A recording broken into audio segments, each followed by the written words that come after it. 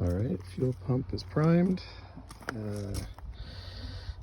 and we're in park, and this is the start of the engine, first start after readjusting the lifters to 20 thou of preload on each of the hydraulic lifters.